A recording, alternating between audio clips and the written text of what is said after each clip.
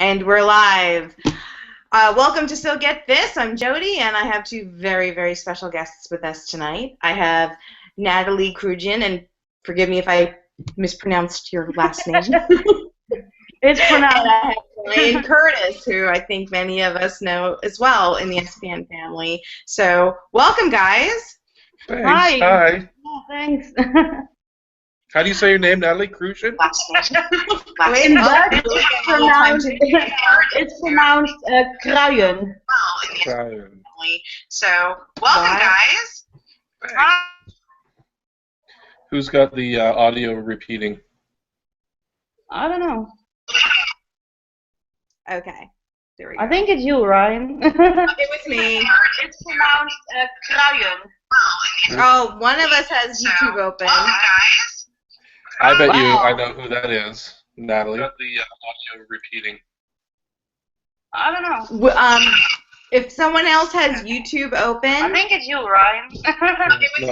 there's a 30-second lag or so between the Google Hangout and YouTube. I bet you I know who that is. Natalie. Got the audio It repeating. is not me. I don't know. If someone else has YouTube open, I think it's you, Ryan. Natalie, mute your microphone. 30-second lag between Google Hangout. I know who that is. All right, I'm gonna close. I knew the mic, but Actually, if I Natalie, mute your microphone. everything was okay just a few moments ago. All right, I'm gonna excuse us while we solve these technical difficulties. Actually, if I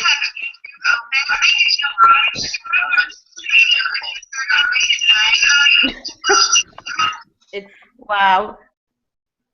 and then it stopped. I don't know. Okay, I don't know what happened, but That was thank weird. okay, so I have Natalie and Ryan here tonight to talk about a project that they've been working on together called Homeowner, written by Natalie and directed by Ryan. So I'm going to turn the reins over to these two people so they can talk about the project and give us some insight. I'll start with you, Natalie. Why don't you tell us a little bit about yourself? Where did you get your inspiration to write Homeowner? To be honest, I don't remember. I'm a writer, and I can write like every moment of the day. I have so many stories in my head, like 24 hours a day, and you know, I write so much. I just need to let it out, and I think we froze. yeah, I don't even remember when I wrote the basic concept for Homeowner, and you know, I can write, you know, there are days that I write like one story a day, but there are days that I have like 10 stories in my head that need to come out. So, yeah. That's awesome. Okay, so Ryan, what drew you to Natalie's story? What made you want to direct it? There's this competition that started in Vancouver here where they were giving film grants to people in the province, and it was for a short film. And it came up, and I thought, well, this would be a great idea. I directed a film earlier this year called Weirdo Hero, which a lot of people out there donated to. Thank you very much. And we had a lot of fun, and we made a great film, and it's just right now doing the circuit with film fests. So I wanted to shoot something else. So when this came up, I thought, oh, that would be fun. I didn't really have any ideas for a story just ready to go. So I remember through Weirdo Hero, I started talking with Natalie, and she was talking about how she loves to write. So I'm like, okay, well, hey, why don't you throw some stories at me? We'll see what sticks. And so she threw a whole bunch of ideas my way on different short stories, and then we picked one, and we sort of developed it from there with the idea of making it into this short film that was going to be like a ghost story type thing. And so we came up with a first draft, and then I edited it, she edited it, and then we came up with about 3 or 4 different versions, and that's about where it is right now. I think it's just over 10 pages. Yeah. Wow. Okay. Well, I love the storyline. I read the synopsis on the page, and you know, it's a haunting with a twist to it. And what were the challenges, Natalie, that you faced writing this story? Did you hit any roadblocks? Well, when I sent Ryan the original story, he said like, we need to change a few things because of location and the flowing of the storyline, and I was okay with it, and it was really,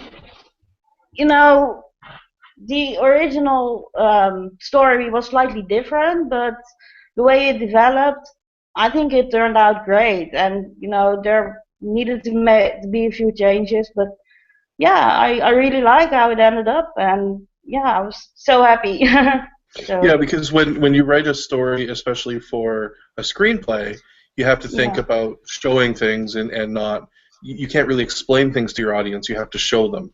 yeah. So and that's always going to be the difference with any script that goes from a book or from a short story into a movie. It's always going to be slightly different because of that. Yeah, and especially, we have only 10 minutes to tell the story, so, Hmm. Yeah. So we what have to kind of show challenges did things. that give you? Because just reading the quick summary, it seems to be a very robust story. How do you condense such a you know a a, a very complex plot line into 10 minutes to tell your story? Yeah, and the original stories Yeah, were like, it's a good question. yeah, and it's really important to, leave things out that are not important to the storyline, that are just, you know, only keep the really important things in it, especially within 10 minutes. So that was, yeah. One of the tricks that we use, or we're going to be using, is our main character Mary, played by Brianna Buckmaster, Yeah. who I'm sure is going to be fabulous once we start. We sort of need to know a little bit about her character, about where she's coming from, without telling everyone. Yeah. They always call that exposition dialogue, where you say, "Oh, well, I'm going to the store because that's where I work in a store." Instead, you put them in a name tag of the store that they work at. And now you're telling that story by something simple without telling the audience what's going on. So it was important to tell the story about Mary, to make her a likable character, to make her so that you understand that she's a very strong woman, she's on her own, she's independent, she's going to be doing her own thing, regardless of if her house is haunted or not. And also the fact that she's getting older. And that's essentially what the overlying message of the story is about people who age. So we actually got a really easy trick, or a cheap trick, if you will, of doing a voiceover on the phone. And so while we're looking at our ghost and it's being creepy, we're going to have a voiceover on the phone of Mary having a conversation with her sister. So that allows Mary to talk about her new house, talk about her job, talk about where she is back and forth with her sister, without it feel like we're spoon feeding that information to the audience, even though technically we are. Yeah. So, You so know, we're cheating. Sorry, we're cheating by doing two things at once. We're using the visuals to show the ghost in this ghostly environment, and then we're using the voiceover to tell the story about Mary, and it's essentially happening at the same time because time is so precious. hmm Speaking of time being precious, this is a very long distance collaboration. yeah. Natalie, you're in the Netherlands. Ryan, you're in Canada. Right. How the hell does this work? There's a nice 8-hour difference, I think. Yes. It's a lot of well, if Natalie slept at night, Which I don't. yeah, it would be a lot of here I did this all day and then I would get it in the morning kind of thing. We actually didn't go back and forth too many times. I think there was only 3 or 4 times that we passed the script back and forth, if that. And yeah, it was pretty straightforward. Yeah. Twitter's good for that sort of thing. Thank God for the internet. Yeah, exactly. Yeah. Well, let me ask you this, because both of you, well, Ryan, we know that you are part of the Supernatural family and have worked on the show for many years, and Natalie, you're a fan of the show. So with that being said, I think Homeowner is going to attract a huge Supernatural fan base. You have a built-in audience right there, just with Supernatural fans alone. You know how we are. We know the lore. We compare notes. And do you see any challenges in? Well, we've got a story, and this is. Jody, you just froze on me. Me too. Oh. She froze on me too. Yeah, she froze. What the supernatural world has created. Oh, there you are again. You just froze on us. I missed your whole question. You missed the whole question? Okay, I'll condense it. Sorry. Have you used different lore in your story than what the Supernatural fans are accustomed to? And if so, what do you think the reaction's going to be? Yeah, we have, because with us, our character Mary only sees the ghost through reflection. Interesting. So in mirrors and in shiny surfaces is the only way that she can see that ghost. Yeah. How else is it different? I think someone made a comment somewhere that I just want to say, because our main character Mary is not Mary Winchester, and there was someone who made a comment like, "Hey, Mary Winchester," and I was like, "No, this is a totally different story. It's not with Supernatural. It's not Mary Winchester." Right. So, that's true. Yeah. So there was a bit of a mix-up there, but I missed the very last part of what you just said. I'm sorry. I heard you say that it's not Mary Winchester, and I missed what you said after that. What did I say? That was it. Just that it's not Mary. Yeah, not Mary Winchester. It's a totally different story. It has nothing to do with. Not Mary Jesus' mother either. No. It was just. Well, I'm glad you guys had to clarify that. Yeah. I just wanted to give you guys a heads up. We have some love going on in the chat room here. Let's see. We have. Oh, I can see the chat now on my phone. Oh, you can see the chat. Okay. I can see the chat now. There. Nicole M. Anita Resnick is saying hi to everybody. Kat Loveland. Oh, hi, Anita. Kat, you did not break YouTube. Stop it. Anita Resnick, I think I said it. Destiny Whitaker is here. And Jen H. Is also saying hi, and she's sending hugs on behalf of Mishi, who did tonight because she's not feeling well. Oh. And Anita made a point of saying Natalie doesn't sleep. No, I don't sleep. No, the last 2 weeks we always watch Supernatural together on Skype. And she puts her camera on her TV, so I'm able to watch Supernatural because they always take down all the live streams. So that's funny. That is funny. So we know now that Brianna Buckmaster is going to be in the film. Are there any other faces that we'll recognize? Maybe not faces, but voices for sure. We have a good friend of Brianna's named Kim Rhodes that's going to be playing her sister. So that will be a lot of fun to have them playing off each other because they're so hilarious. That's the phone call that I talked about earlier, so you'll recognize Kim's voice. Our friend Adam Rose agreed that he would do a voice, and I'm going to hold it to him, that he's going to do a telephone call as well.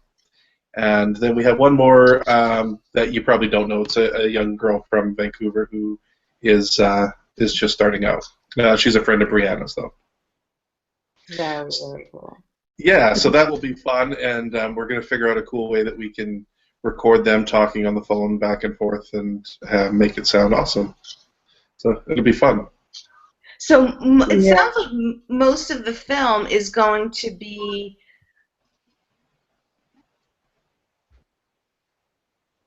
You just froze. Perfect timing. It's going to be... YouTube trying to tell me to shut the hell up is basically what's happening right now. What I was saying is it sounds like Homeowner is going to be us as the audience eavesdropping on Mary on all of these phone conversations that she's having.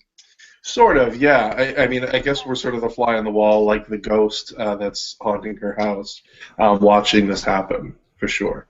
And we get a little bit of an advantage at the audience because we can see the ghost outside of reflections eventually. Oh, okay, that's interesting. Mm-hmm. Is there a specific reason why the ghosts are only visible in? I mean, I have my own theory about why, but why is the ghost only visible in reflections? I don't want to say yet. Okay, is that giving away? It's just more fun if we just. You'll find it out.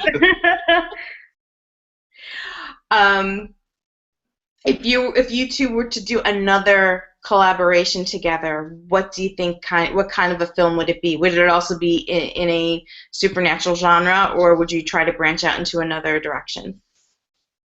That's up to Natalie with the kind of stuff that she writes for the most part. Well, Natalie, what other kinds of stories do you write? I write all sorts of stories. I mean, I do online role play, and some stories are based on supernatural, and sometimes I just come up with totally different characters, and I'm writing a sort of book which is totally not in supernatural fandom genre, and I can write about anything basically. I walk outside, I see a flower growing, and I can write about it. So yeah, it just depends on my mood, and yeah. And then when you're picking a story to make into a film, it has to be something that's engaging. It has to be something that's interesting visually. It has to be something that usually fits into those genres. So either it's frightening or romantic or all those other things, and then you sort of take it from there and develop it. Yeah, that's to grab people's attention. And writing to myself, I never worry about it. But indeed, writing for a film, it needs to have that little extra that makes people want to see it. So, yeah. Mm-hmm. Would you guys think of expanding in outside of the short film realm and go full length feature? Well, I mean, I would definitely like to one day. Whether we do that together or not, I don't know. I'm always looking for interesting and good stories. Me. Yeah.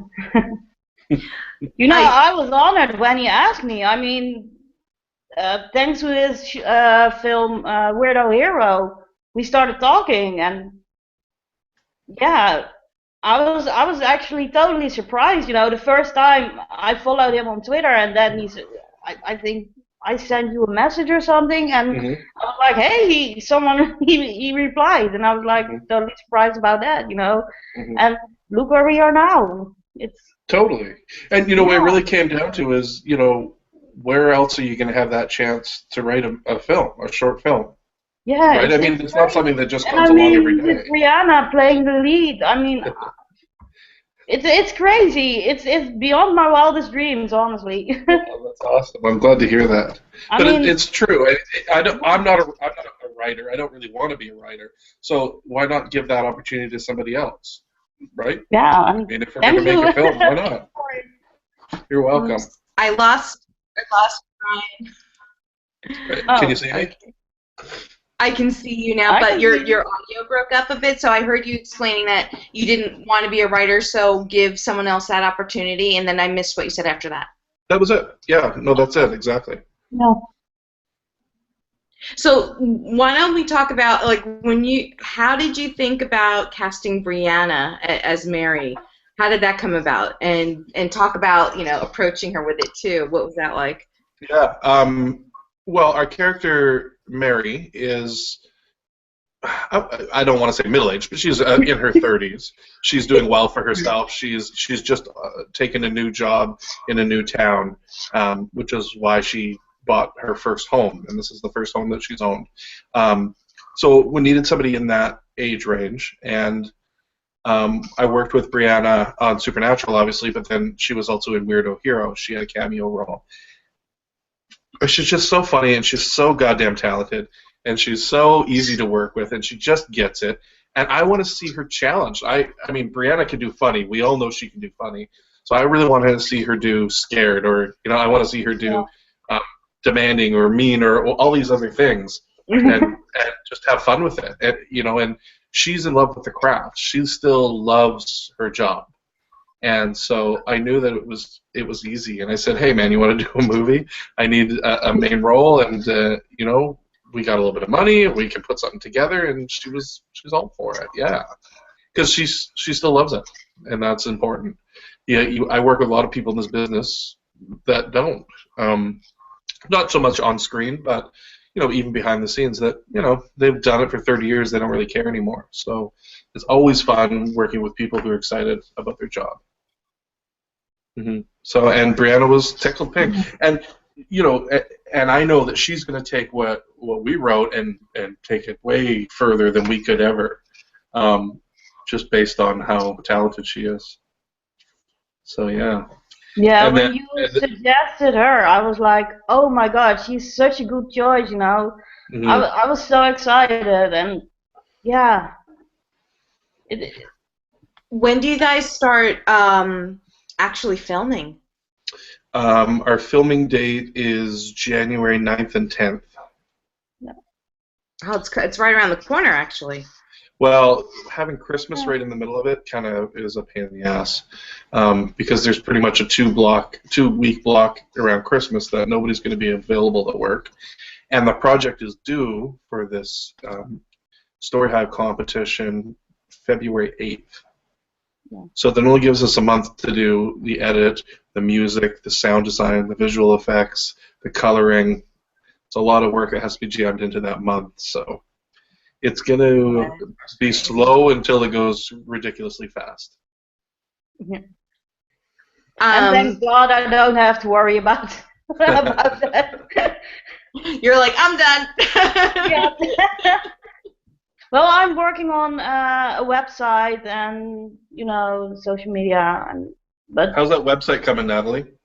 Yeah, it's I'm working on it, but hurry up, all right? Get it done. I will. All right. Don't sleep. You have plenty of time. Yeah, exactly. No, I got it ready. I just need to throw a few things on it, and then it's ready. People can go to Homeowner Movie once it's up. Homeownermovie.com. Homeownermovie.com.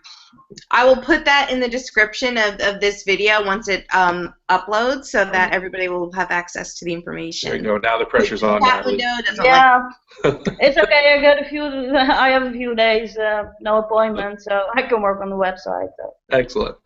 Yeah. So, is it being filmed in Vancouver? Yeah, we just got a location in North Vancouver, which is north part of the city. It's kind of a funny place. It's very cute. It's exactly like we sort of talked about, Natalie. Like, it's small, sort of a starter home, and it's ready to be torn down pretty much next year, kind of thing. So they're letting us go in and do whatever we want to do, put holes in the wall or drill and stuff. So that works out great, because there's nothing worse than having to be super careful with 40 people in a house. Yeah, no. That sounds like an insurance nightmare. Yeah, or being on the hook to fix people in my house. No, thank you. It's not a very big place, but I think it's going to work perfectly for Mary. Yeah, right. So we're talking about going in. We need to do some painting. Oh, I forgot to mention that question came from Anita. What was your one question, Jody? Oh, I'm sorry. I just wanted to point out that the is it being filmed in Vancouver question came from Anita. I want to point that out. Oh. And Kat Loveland is asking if you guys are interested in more scripts, because Kat's also a writer, and she would like to submit some of her books to see if they would be translatable onto the screen. Oh, that's a cool idea. I don't really have anything on the go right now. The only reason we did this one was because it was a competition where they're giving us money to make a film. But yeah, I mean, there's always stuff going on, and there's always people in your town that are probably shooting films or wanting to shoot films as well. I find so many people on Craigslist, believe it or not. Really? You trust the people on Craigslist? Yeah, I've had really good experiences with people on Craigslist. There's been a couple people that are kind of a pain in the butt, but I mean, you can see their resume, you can see their history. If you're in, usually it's a pretty tight circle. You can say, hey, have you worked with this person? And I found a lot of good people through Craigslist, believe it or not. So for someone like that, for someone who's got stories and they're like, hey, it'd be cool, put it up there, put a posting and saying, story writer looking to work with film to make a short film, something like that. I guaranteed you'll find people that are just looking for a project that don't have ideas.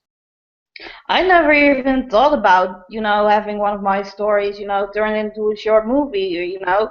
I'm just a writer, and I'm always so doubting myself, also with my writing and with anything basically, but especially with my writing. And last few years, I started, letting people read my stories, and so people said like, "Hey, you have good stories," but I was always doubting myself. But when you asked me, I was like, "Oh wow, that's so cool." You froze on us, honey. Oh. The last thing I heard was that you started letting other people read your stories. Have you found that to be helpful, Natalie? Like having other people read your stuff, giving you feedback? Yeah, it does help, and it's also funny. It's also a lot of fun to write stories with others, which I do a lot on Twitter. We have like a random idea and we turn it into a story together, and it's so much fun, and it makes such good, solid storylines, and it's so much fun to write. So, yeah. Do you find that you enjoy writing on your own, or writing where you're role playing with other people? Do you have a preference, or you just enjoy both? No, I enjoy both, but there are stories that I just write for myself, and that I won't ever let read other people. But yeah, it's especially when I'm on Twitter, I know other people will read the stories, But yeah, it depends on the story and on what I'm telling, and yeah, yeah, also my mood, and yeah, I totally enjoy both. You and I were talking earlier when we were doing our testing, and you were telling me how you've been writing stories since you were a kid, since you were like 7, I think you said, or 9. Yeah, I think it was. Yeah, I think I was 9 that I won a writing contest. That. You just froze on me. Oh, sorry. I was asking you to tell us about the writing competition that you won when you were 9. Oh, it was like a competition with several schools, and I think it was like I can hear echo, like really bad. I don't hear anything. I think you're good. I lost you. Yeah, I just muted my mic. Okay. I think it's Jody's computer feeding back. There's a really bad echo. I broke YouTube again. I'm always breaking YouTube. But yeah, there was this competition, and I think it was like about from perspective from someone in Indonesia or something, and everyone was like, okay, I'm this person and I'm doing this and this, and how that character is experiencing things, and I wrote it from a bird's perspective. A bird flying over the city and seeing this one girl, doing her thing, and it made the story stand out, and I won the competition, and I think I was 9, so I don't even know how I came up with it. That's excellent. So, and Ryan, we talk about your background, because you weren't always directing. Talk about the other work that you've done. So I work primarily in visual effects. Can you mute your mic, Jody, for a second while I'm talking? Because it's really. I think it's. Yeah, that's way better. Now I can't hear myself talking. I started out in visual effects, and I'm still in visual effects. I started out as an editor, assistant editor in visual effects, and got into the industry and loved it, and got better and better and better. And then started going to set. I really enjoyed all the set work. Eventually, I got to a point when I was working on Supernatural where I was being an on-set coordinator, and that was a lot of fun. So going to set, spending hours and hours and hours sitting behind directors, watching what they do, watching what the DP does and the grips and all the people, the gaffers and everything, the PAs, really understanding how film was made and understanding what goes into a set and a production, and then seeing the other side of things, like what do producers do, what do line producers do, and what does a production manager do, and all those levels of things as well, and just sort of starting to really get a good idea of how it all worked together. So when I first started in the industry as an editor, I looked at the coordinators and I'm like, well, I like editing. I would never want to be a coordinator. And then I went and did it one day, and I was like, oh shit, I like this. But I would never want to be a supervisor, and then I became a supervisor. I'm like, oh, this is pretty fun, but I'd never want to go to set. And I started going to set, and then I remember saying, oh, I would never want to be a director. But then after seeing so many people come through, seeing so many people come through that, not so many, but the odd one that comes through, that you're thinking, wow, I could have done a better job. I would have made better decisions at this. I would have shot this differently or done this differently, or here's how I would have solved this problem. I started realizing, well, maybe I could. What I started doing is through Craigslist, working on small projects. So somebody would post looking for a visual effects supervisor when I was a coordinator, and then I would step up and say, oh, I can do that.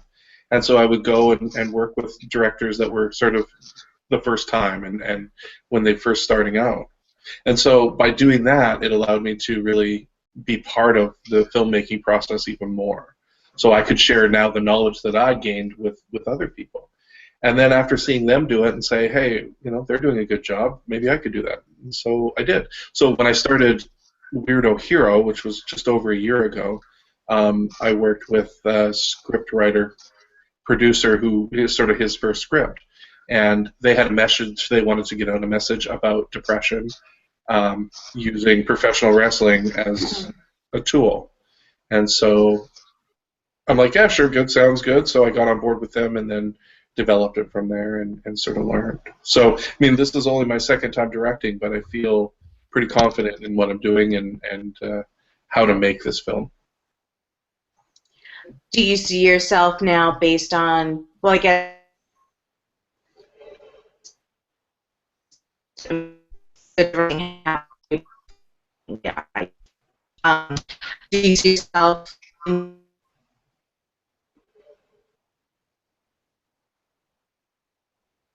Natalie, you still there? I'm still here. Jody, you totally cut out in the whole question there.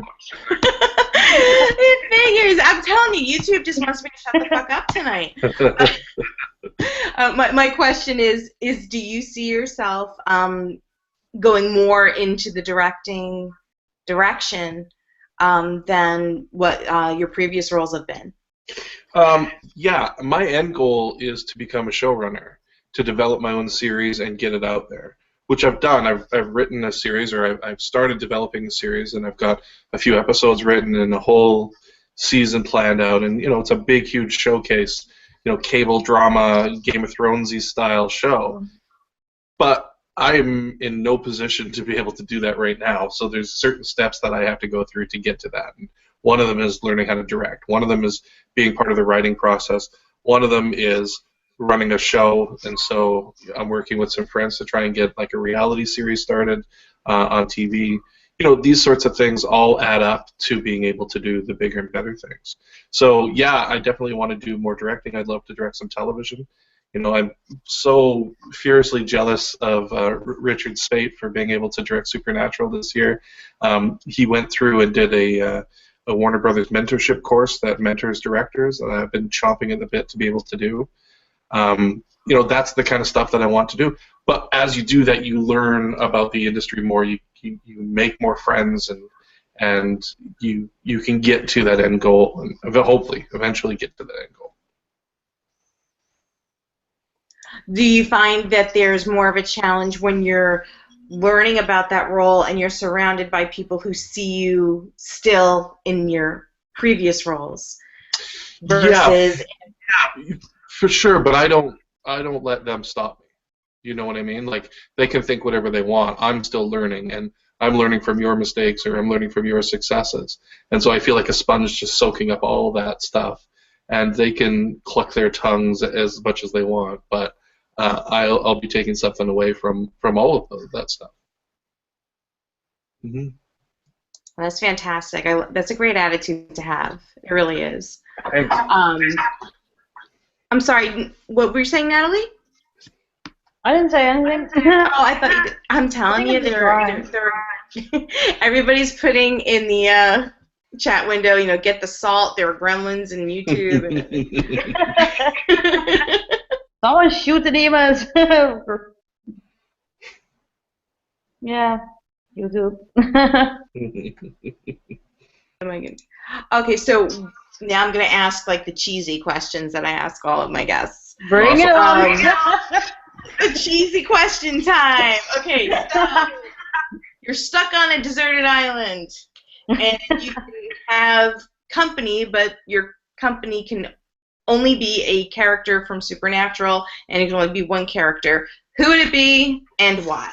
Ooh, that's a tough one. You go first, Natalie. No, thank you. Yeah, well, I totally love the character Sam, but everyone chooses him. I don't know.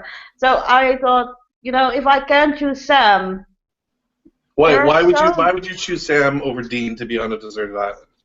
What does Sam have that Dean doesn't? I don't know. Oh, okay. Good answer. Long hair? I don't know. About 6 inches? No, that was Crowley. You can braid each other's hair. Yeah, exactly. No, but if I can choose Sam, I thought about so many. I mean, I love the character. It's an old one. Eve, mother of all. I love that character. But Lenore, I also thought that was a great character. But everybody forgets about Lenore. You're right. I know. But I think the character that I really want to be with on that island would be Sarah Blake. I don't know who that is. From Providence? From Providence, yes. Okay.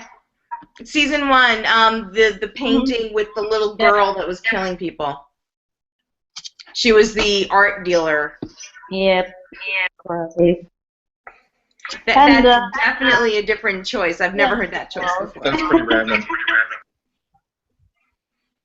No, I thought it was a great character, and the moment they killed her off, I was like, oh no, not her. Okay, but how is she gonna help you survive on this island? I don't know. She has this kick-ass attitude, like, no matter how bad things are, just do what you have to do, and even if you maybe don't like it or are scared, you do it. You try to help people, and I think there was such a layer in that character that I just totally loved. And yeah, I was sad to see her go, but yeah. But you're a woman on Supernatural, that's what happened. True. Well, I would have to say that my pick would have... I feel like I should say Sheriff Hanscom, but I don't know if she's hard-edged enough to really survive on a deserted island. She's a little soft, so I would have to say probably Jody Mills. I'm emailing a link to Brianna after this show ends. Hey, she would agree. She would pick Jody Mills too. No, that's true. That's true. Yeah, a lot of people do pick Jody. A lot of people. Probably not for the same reasons that I do. Well, maybe. maybe. So some people in the chat room are putting their answers in, and Kat is saying Crowley, and that Sam's more creative and resourceful, but Crowley could get her off the island, and so could Cass. All right, so now what I'm going to do next time I ask these questions is you can't use the character's powers to get off the island. The whole point is you're stuck on the island with them, and you gotta put up with them, and they gotta put up with you. So who would that? Would you really want to be stuck on an island with Crowley if you didn't have any powers? Yeah. So, Kat, would you want to be stuck on an island with Crowley? Ooh. I guess it depends on which era. Is it human blood addict Crowley or early Crowley, or Anita's saying Rowena, and then Kat would say Rowena would sacrifice me to get off the island. Probably. Possibly. She's pretty backstabby. That she is, but I love her to That death. being She's one of the most badass characters. That would be scary. Okay, so what I'm going to do now is I'm going to do a quick trivia question because I'm going to give away a $40 gift certificate to my online shop. Cool. So the trivia question revolves around Natalie, actually. Oh my. Hopefully one of y'all know this. Natalie is not only a writer, she's also a musician. And she is... She has worked very closely with Nikki Acox on the Nikki Acox project. So the question is, what instrument did Natalie play on Nikki's project? So the first person to respond with a correct answer in the chat window without any typos because I'm a grammar Nazi will win a $40 gift certificate to my shop. And you cannot have one within the past 8 weeks. And she froze. My next question is also something I ask everybody. Complete this sentence. All you need is... A Who good goes first first, AD. Ryan? All you need is, I'm sorry? All you need is a good first AD. Ooh. That's an assistant director. They run the show and make sure everything works properly and on time. Nice. Okay. Natalie, what about you? Anita won. Oh, cool. Anita typed jaw harp. Absolutely. Yes. Congratulations, Anita. I'm going to throw my email address in here real fast. Just email me with the subject line, winner, Natalie and Ryan's interview, and so that way I'll know what it's about. Congratulations. Okay, and so Natalie, what all you need is creativity and inspiration. You seem to have a ton of that. Yeah, well, you don't sleep, you write all the time. But yeah, I think you know, what gets you up in the morning, you know? You have an idea, you go do it, or you do something with it, you know? I think it's important.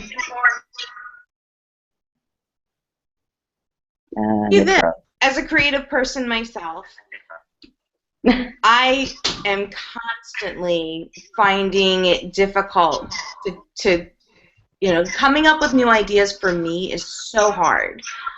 Wow. How do you stay inspired? I have so many ideas 24/7, you know. It's crazy, and sometimes I need to stop myself and like, hey, okay, you get these ideas, Jody, mute your mic. let them go.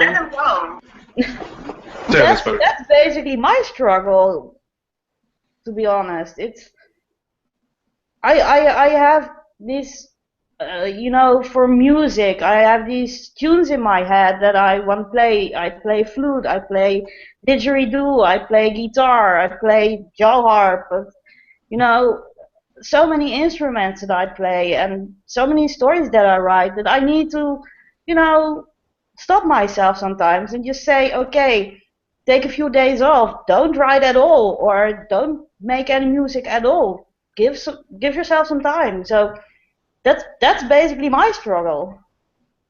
Let me ask you something. You have the reverse. Yeah, exactly. Let me ask you something, because this is the way I work. I don't know if I'm alone in this, but if I get an idea in my head, like for a script, for instance, I will obsess about it for day upon day upon day upon day, Yeah. like thinking about all the little loopholes and how this is going to happen and what's going to happen here and this, and it will absolutely eat away at me until I sit down and actually write it all out. And then once I have it all written out, then I can get it out of my head. But before then, it's the only thing I can think of. Are you like that at all, or?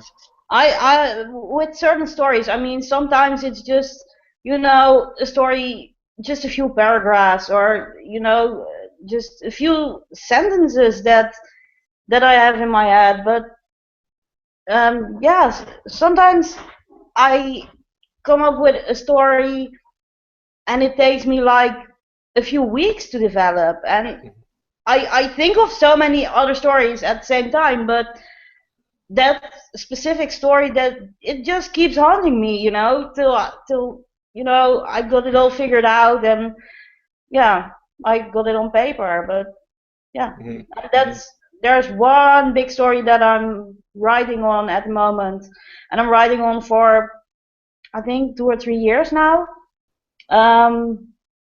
And it keeps developing, and that's basically my main story that I got going.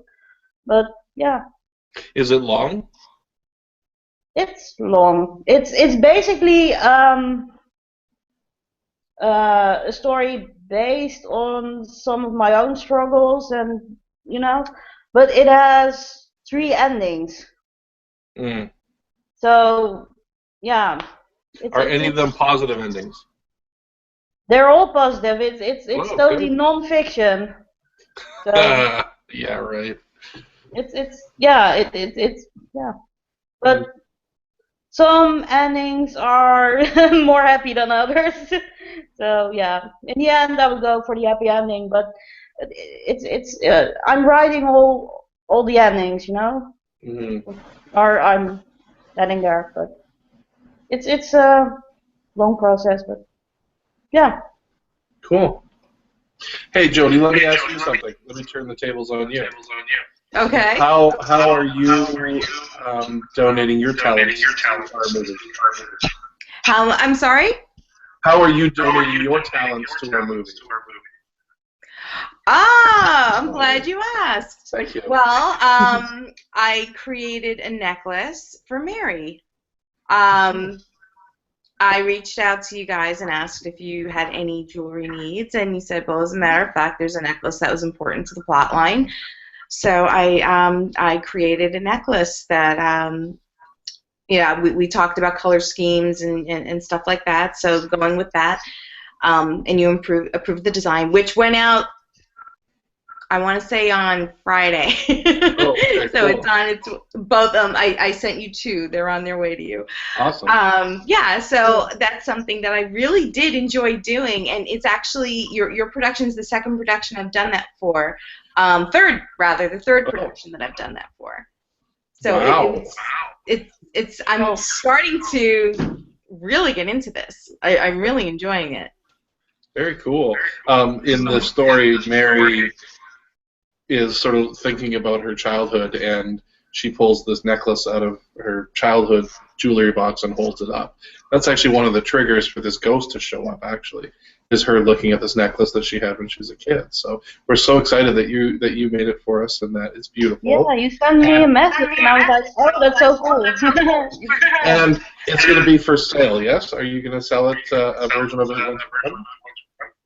Yeah, once the production is over and you guys give me the green light, I will definitely replicate it for anybody who would like it. I showed it to Brianna at our meeting the other day. She loved it. She thought it was so really? pretty. Oh, that's so cool. Yeah. Thank you.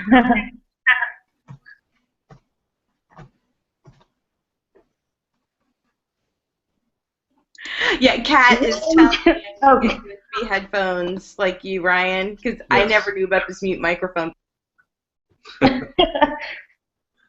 Yeah, because your speakers feed back into your own laptop microphone. It's hilarious, and it's makes for such good viewing.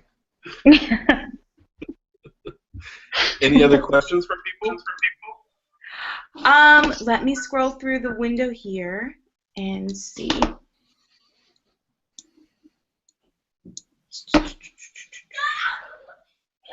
Whoa. Well, Kat has a comment that's really interesting, and it's about the way she writes, and it would be interesting to hear what you guys think. That she has to always write with a, oops, I lost the window there.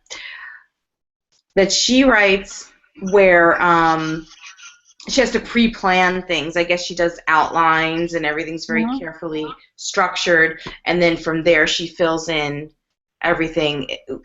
Would you guys say you worked that way as well, or do you do more, you cast out the big net and then you work backwards? For me, it depends. Sometimes I come up with a character and something the character is struggling with, and I just start writing, and I try to imagine, what would the character do and how would he or she deal with this, and go from there. And sometimes I have an idea, and sometimes I just come up with an end scenario, and I'm like, okay, but how did that happen, and go from there. So for me it depends, and sometimes I have to outline the whole story before writing it, and sometimes I just start writing and see where it goes. I do the similar thing, although a lot of times I'll start the story by having the inciting incident. So whatever that incident that really changes the direction of the character or motivates the rest of the story, usually I start there. Sometimes it's as simple as just a really cool scene, like picturing somebody walking down a long hallway or something. Cool. Who's that person? Then write that. Then why are they there? How did they get there? And then when I work back, I usually have a very different start just for fun. So they look like they're an assassin, but really they're an accountant or something like that. I'm writing this. I wrote this screenplay for a competition that's coming up in the next little while, a directing competition where they wanted you to write your story as well. And so that's what my story was. It was about like a stay-at-home mom that after she drops her kid off lives a very different life. And it started from this one thought about this, a woman being a total badass, and then how did she get there, and starting her off in a totally different place. So yeah, I don't really do outline ABC kind of thing. I start at D and then fill in the holes. I don't know if that's the best way to do it or not, but that's just how I've done it the best. The best way to do it is whatever way works for you. Yeah, exactly. Yeah, because I mean that I tend to, when I'm working on a piece, I'm often asked, well, do I do a sketch first? Do I, hell no. I dive in, and what happens, basically. Makes sense, yeah. Yeah. Shooting a film's a little different than writing that story. You want to make sure that you've already covered all your bases hither and thither, and that everything is done but the filming, essentially. So when you get there on the day, you know exactly where your camera's going to be, where your actor is going to be, and then you have a little variation on how they're going to affect that role. Obviously they're going to bring their own thing to it, but you've already got it planned out that you're going to have this, and then you move on to here. Yeah, it's a little bit different writing. Yeah, without that, you're lost, and you spend time just chasing your tail, right?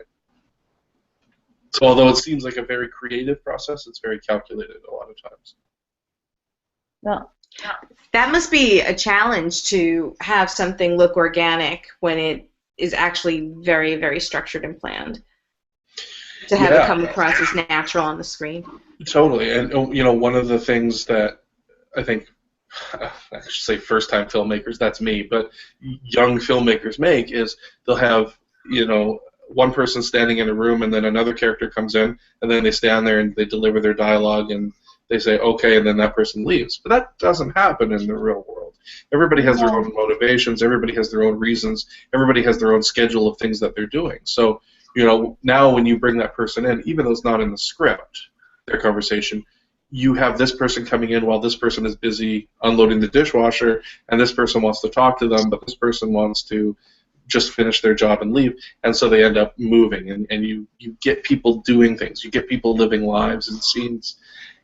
that's not something you can put into a script, usually, unless it's specific to the story. So unless something in that dialogue and story ends up with somebody smashing a plate over someone's head, you're not going to write in your script about them necessarily unloading the dishwasher, but that gives your characters and your actors something to do while they're having this conversation.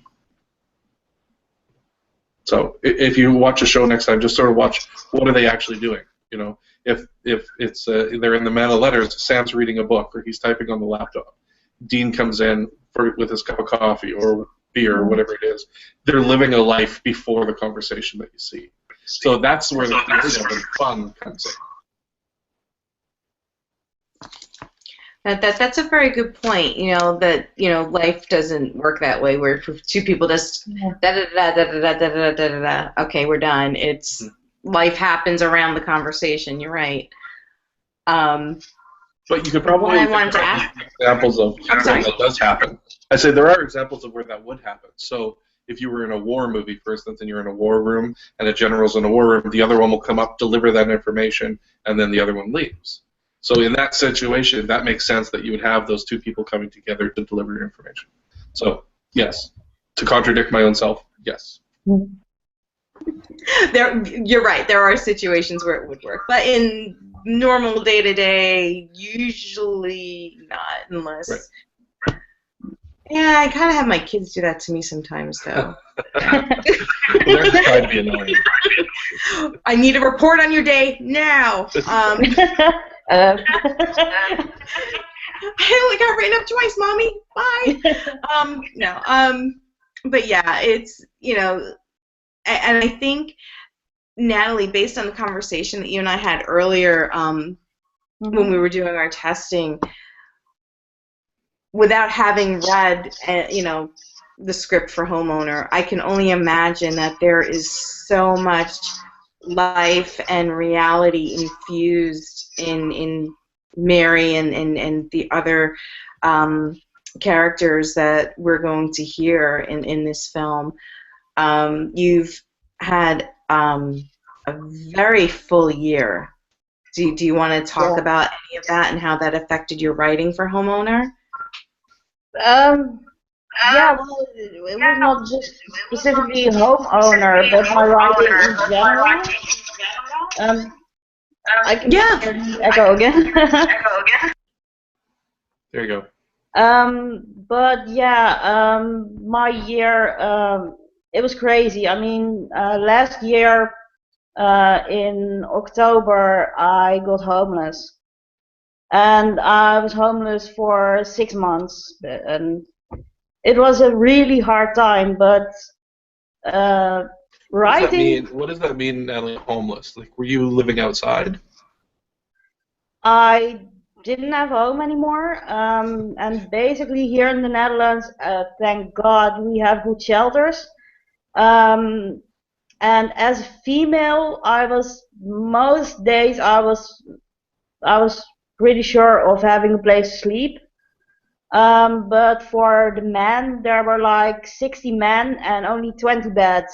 And for the women, there were like 6 beds, and most of the time there were like 3 or 4 other women. So I was pretty sure of having a place to sleep each night. But yeah, you're never 100% sure, and having to carry all your belongings with you every day, wherever you go, it was a really hard time. And also some other things happened, and yeah, it was really hard, but writing and making music, it was what got me through this, and it was what keeping me sane. And also the whole supernatural fandom. I mean, I met lifelong friends. I made lifelong friends through Twitter, and getting so much love and support from people I never expected. I never had that family feeling. I never knew what it was till I found the supernatural fandom. And even though I was homeless, I got accepted, and people were supporting me for who I am, and they didn't judge me because I was homeless, and yeah, I had the strength to pull through, and here I am today, and so many things have changed, and I was diagnosed with borderline PTSD and depression, and I when I was homeless, I got help for that, and thanks for that, I live in this. It's a sort of assisted living project I'm in, but now I'm getting the help that I need, and things are so much better now than a year ago. So yeah, I remember that. I remember a year ago when you were homeless. It was hard. I was yeah. worried about you. Mhm. I'm glad that you're I safer remember now. the first time when we talked, and Hmm. you know, Frozen. yeah, it really gave me that little bit of extra strength to, keep going, Mm, keep I'm glad. going. I'm glad. So yeah, and when I followed you on Twitter, I never even expected you to follow me back, and yeah, look where we are now. Hey, work's fun, right? Why not? Yeah, Life is fun. Have fun with it. Do different things. That's my yeah. motto. Why not do different hmm things? Take a And chance. also the name Weirdo and Weirdo Hero. That was, yeah. Perfect. I was like, hey, Weirdo, what? Talking about me? I think that's great. Well, that's why I made the mistake the other day because I made the connection weirdo hero, weirdo who writes. I'm like, oh wait, and Oh, then you're like, oh wait, no, that's not quite the Yeah. film we're talking about. I didn't know about Weirdo Hero till I saw some tweets on the internet, and someone made a comment like, "Hey, Weirdo, are you is do you have anything to do with Weirdo Hero?" And I was like, "What? Weirdo Hero? Where did that came from?" yeah. And so I was like, "Okay, I have to find out what that's all about." It's so So funny because I remember when you contacted me, that was because Jared had mentioned our film in one of his shirt campaign videos. It was his first Always Keep Fighting shirt, and I walked by and he's like, "Oh, there's Ryan. He was yeah. doing Weirdo Hero."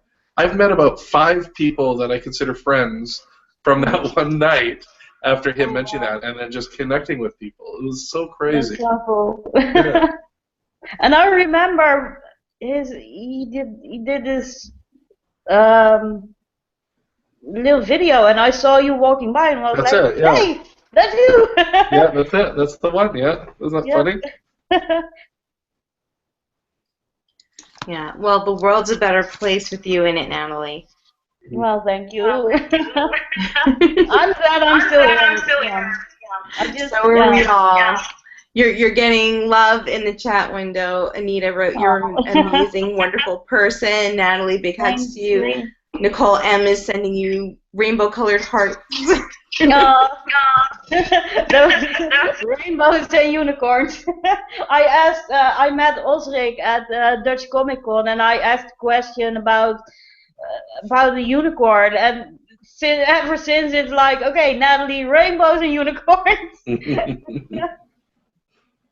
Well, there was a unicorn on the latest episode of Supernatural, wasn't there? Yeah, that was so funny. That was a manicorn. A Right. manicorn, yeah, but close enough.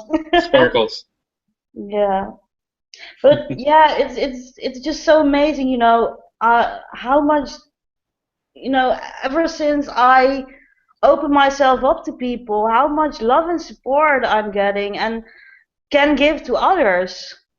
Hmm. Because I notice, I open myself up to other people, and it works mutual way in both ways, and it's so good to be able to talk to someone, and a week later they say, hey, that comment you made or that talk, it gave me strength, and I did something with it, and yeah, it's yeah, I'm starting to get there, but it's yeah, it's amazing. You'll get there. Yeah, I will. Hmm. So when can we see a release date for Homeowner? Do you guys have that? Yeah, it has to be. It has to be in February 8th, and then I think it's about 3 weeks after that. It'll be on the Story Hive website and YouTube, I think. And once it does, we'll blast it out and get everyone there to vote because that's another part of it. So Yeah.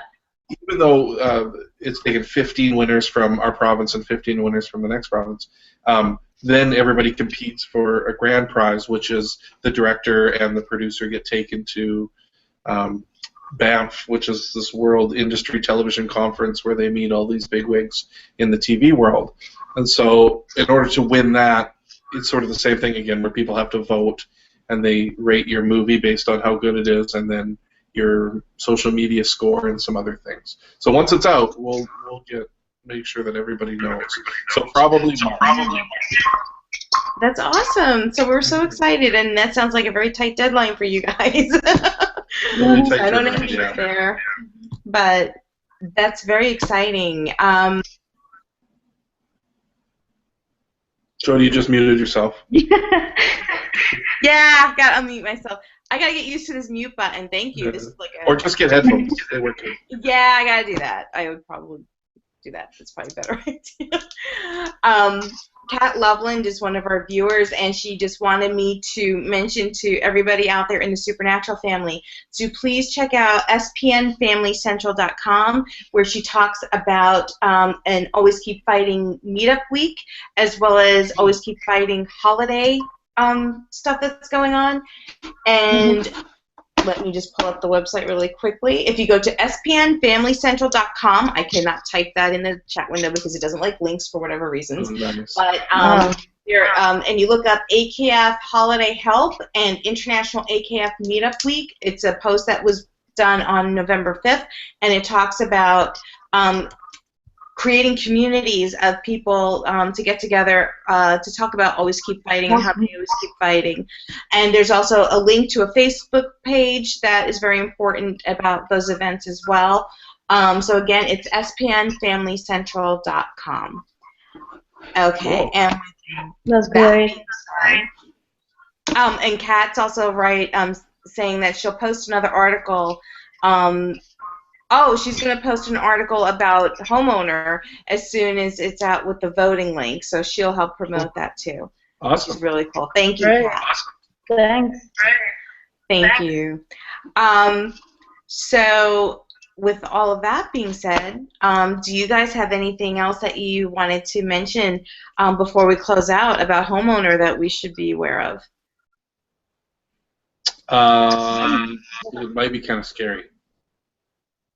Mm-hmm. Might be a little scary for people. We're getting some awesome ghost makeup done by Vancouver Effects. The artist Dallas Harvey is helping us out. I can't wait to see it. He said he was going to send me some stuff tonight, but I haven't seen it yet. I don't know what our ghost is going to look like. I keep thinking in my head. I can't wait to see it. Me too. I think it's going to look like. I keep thinking in my head it's going to look like Ghost Mom from season 8, 9 of Supernatural. But it probably won't look like that, I'm sure. So hopefully we get to see that soon. Follow us on the Facebook site, Homeowner the Movie. Search for that. I'll post any cool pictures that we have coming up and any of the ghost stuff. And I'm just trying to be open with this. Like, I know people that make films are very secretive about what you see and what you don't see. I'm thinking, why? Let's just throw some stuff out there. So we posted the first page of the script a couple of weeks ago, so if you want to read that. We posted some different pictures and stuff. I'm going to give you... Let's not draw the curtain on it. Let's just keep it open, and it's kind of a cool experience if people are interested in that. Definitely going to be some spoiler stuff, but it should be fun. Yeah. What's our Twitter handle, Natalie? Oh my God. I got so many Twitter accounts. I'll post it for my. I think it's Homeowner the Movie. Homeowner Movie. Homeowner Movie. Yeah. Yeah, make sure you guys send me all of that, and then I'll also include it in the description of this video. It's Homeowner Movie, but I'll send it to you. Yeah, so follow us on the Twitter. Well, I want to thank the both of you so, so much for taking time out and hanging out with us tonight and talking about this project. We're all so super excited and cannot wait until March to see this. Wow, and we're going to keep track, like you said, since you're going to have everything out there for us to follow along and see where we're all at. Yeah. So. Yeah, maybe we could do a viewing party or something. Yeah, oh, that would be so awesome. That'd Have be like a fun. Google Hangout viewing party or something like that. Totally. We'll get Brianna, we'll get everybody to come and hang out together. That'd be fun. That's cool. Yeah. All right, cool, guys. Thank you. Thanks for having us, Jody. Yes, it was great being a guest. I mean, Thank you, Natalie. I watch every week myself. Yeah. Fun. So the tables were turned on you. Yes, totally. Well, thank you. Like I said, we're super excited. We're gonna keep tabs on you guys. Sounds good. Awesome. Okay, thanks. Good night. Bye. Bye. Good night, everybody. Thank you for Bye. watching.